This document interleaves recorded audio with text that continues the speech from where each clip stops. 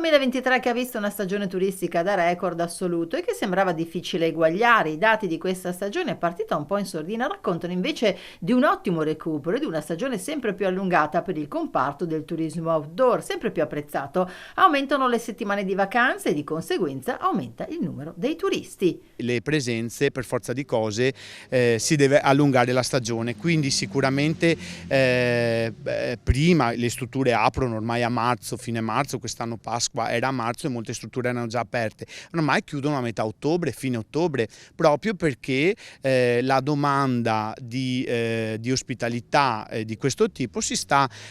crescendo e soprattutto anche nelle code di stagione. Noi come strutture associative, ma anche col consorzio di promozione, stiamo proprio spingendo per questi periodi che si sposano benissimo con il nostro territorio, che è visitabile attraverso le piste ciclabili e un turismo lento che in quei periodi trova la sua massima espansione. E proprio alla luce dell'allungamento della stagione si esaspera la problematica legata al reperimento di lavoratori nel comparto turistico. Il tema del lavoro stagionale è un tema scottante, nel senso che c'è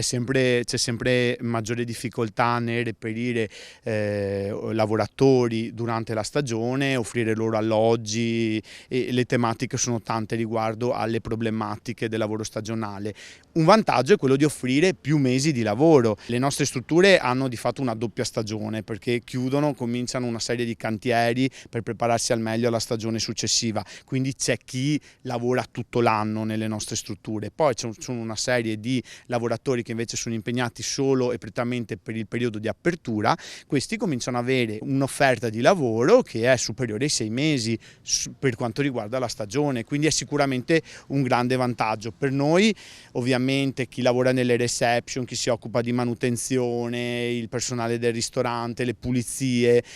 chi fa sicurezza sia all'interno delle strutture sia in spiaggia, sono delle risorse fondamentali, sono, possiamo dire, le fondamenta della nostra offerta turistica, perché è vero che le nostre strutture si preparano al meglio ogni anno per offrire novità, ma l'empatia, il sorriso che offre il lavoratore che fa parte appunto dell'offerta turistica è sicuramente la cosa che premia di più.